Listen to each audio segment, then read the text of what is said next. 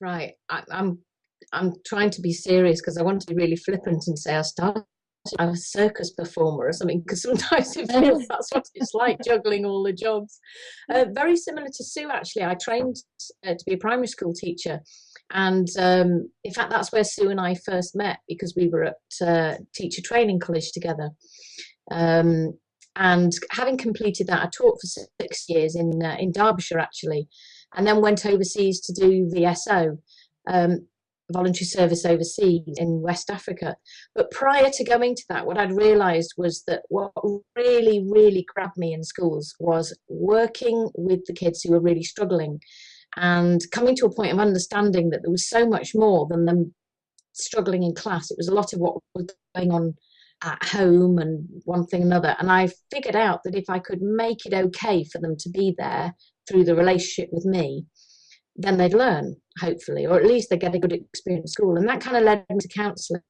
And coming back from Africa, I think what I realised was I could just sense, if I worked hard, I'd have to be a teacher for the rest of my life. So I was really lucky. I was able to work several jobs, save up, go back to university, and I studied with Brian Thorne in the University of East Anglia. Had probably the hardest and the best year of my life, doing a full-time counselling degree. And then, like Sue, spent many years, being a gardener, working in a nursing home, teaching, etc., until I managed to gradually begin to acquire paid work.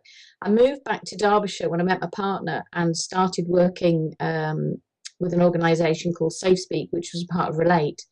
And I'd actually always been counselling with young people. So from working in YMCAs in primary schools, and this continued through the work with that organisation.